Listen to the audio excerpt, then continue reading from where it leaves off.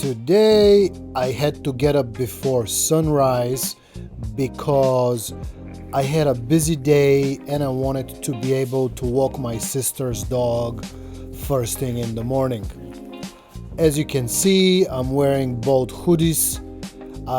It was very cold in the morning, but later on during the day it became hot.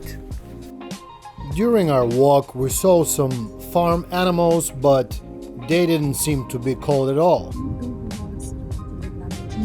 After the walk with the dog, me and my mom headed out to a neighboring town.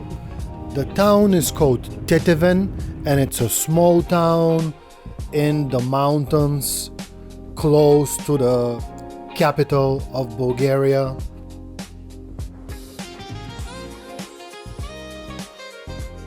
As you can see, we're surrounded by endless mountains and forests everywhere we turned.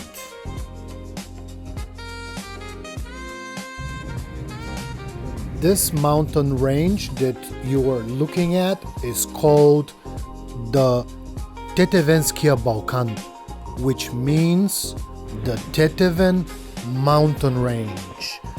This particular rock that you're looking at right now is where we're gonna go after we go to Teteven, because there is a very nice monastery there and I'm about to show it to you.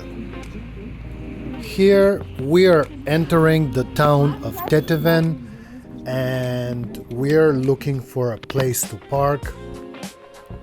After we found a place to park, we headed out to our first stop, which is to eat some traditional Bulgarian food that you eat in the mornings. It's called banichki, which is like the banitsa that I show you how to make on my cooking channel, but in much smaller portions, and it's a very popular breakfast food in my country. But you have to get there on time because they sell out by 9 o'clock. This is what banichka looks like, and it's very delicious, especially after the fact that I haven't had one in over 20 years. Here we're having some coffee and getting ready to get back to the car so we can head to the monastery. I really like the views in this small town and I wonder what it is like to live here. It must be really nice to wake up every day surrounded by these mountains and this gorgeous, breathtaking scenery. Here we are already climbing up the mountain on the way to the monastery. As you can see, it's a very dangerous road because it's only one lane, and if you happen to see a car coming against you, you will have to be very careful because the road is very narrow. So here we reach the monastery and park the car, and we're slowly making our way to the monastery. The journey here feels like a pilgrimage itself. The narrow winding roads cut through the Stara Planina mountains, building the suspense until you finally catch that first glimpse. And when you arrive, the silence is incredible and it's a true escape from the world. The monastery's history is as dramatic as its location. Legend says that it was founded in the 13th century by a Ukrainian prince who brought with him a miraculous icon of Saint George. The icon kept mysteriously disappearing from the monastery, only to be found on this high rocky hill. The monks eventually took it as a sign and rebuilt the monastery right here. It's a story of faith, resilience, and a stubborn saint. For centuries, this place was a refuge. An underground tunnel once connected it to the village below, and it's famously served as a hiding spot for the Apostle of Freedom, Vasilevsky. Though the tunnel is no longer accessible, the spirit of that history is everywhere. From the moment you step into the small courtyard, you can feel the centuries of history and the views. They are absolutely unforgettable. A vast panorama of the Teteven Valley and the surrounding mountains. Glojene Monastery is more than just a historical site. It's a place that inspires awe, invites reflection, and tells a story of faith standing strong against all odds. If you're ever in Bulgaria, make the pilgrimage. You won't regret it.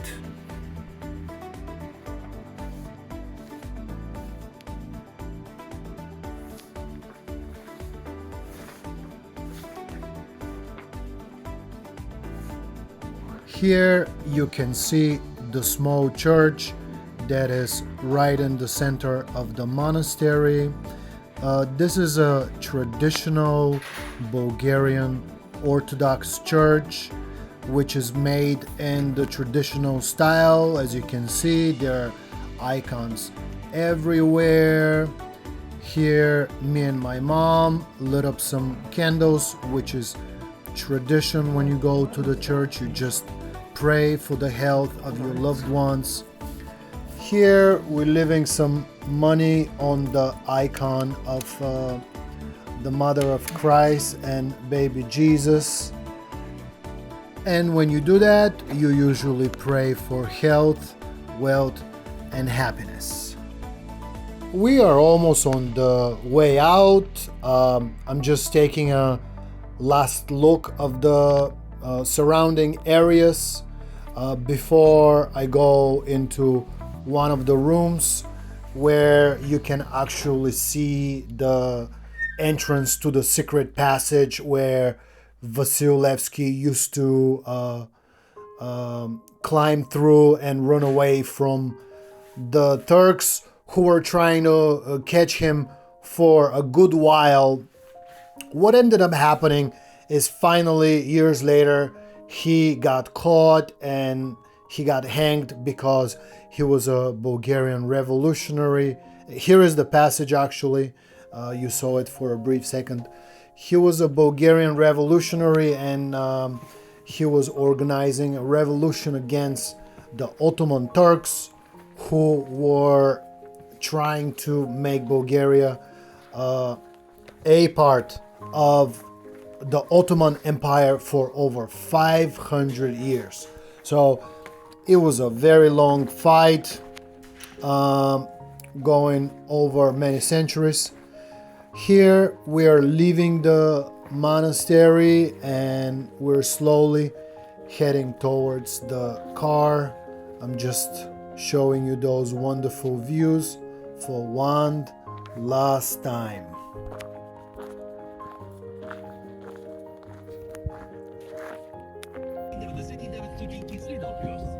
Here we're descending through the village that is right under the monastery, and we're heading back home. As you can see, people live here, and actually on the way up my mom was remarking, how is it possible that people live so high in the mountains? When we got home, my mom made a traditional Bulgarian banitsa. The banitsa actually comes from the Ottoman Empire influence. As I mentioned previously, they were 500 years in my country, and Bulgarian cuisine has been greatly influenced by Ottoman cuisine. Same with Greece. This particular dish in Greece is called spinakopita, which means the same thing like in Bulgarian, spinach banica or spinach pie in English. The banica is ready and I can't wait to try it. Here you can see some traditional Bulgarian food. All this fruit and vegetables is from the garden behind the house. This is homemade pickles. This dish is called red stew with potatoes, and it has chicken and of course the banica.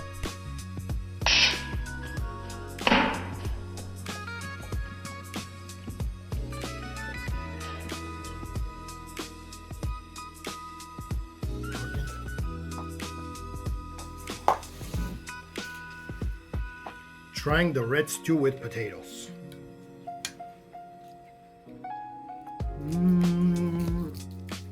Potatoes are sweet and delicious and melting in my mouth. Absolutely amazing. Wow. Cheers, guys.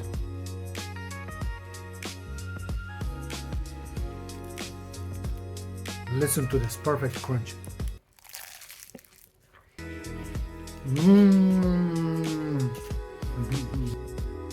After a nice afternoon nap, it was time to start working on dinner.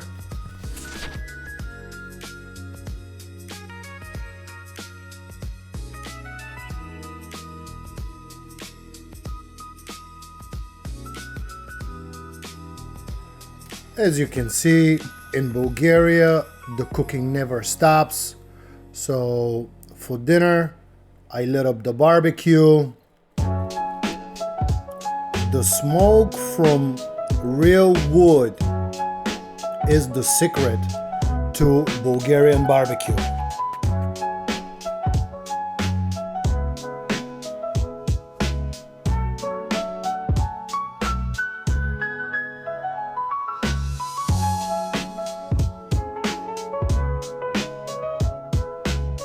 If you're interested about learning how to cook some of the things that I'm showing in this video, please check out my cooking channel.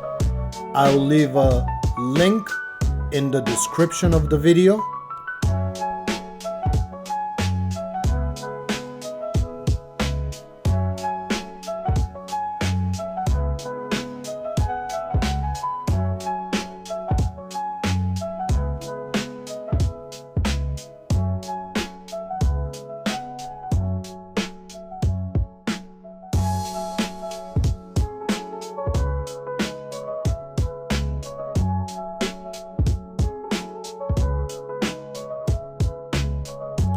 Dinner came amazing as usual, and it was very, very delicious. Thank you very much for watching. Please like, comment, subscribe, and I'll see you on the next one. Thank you.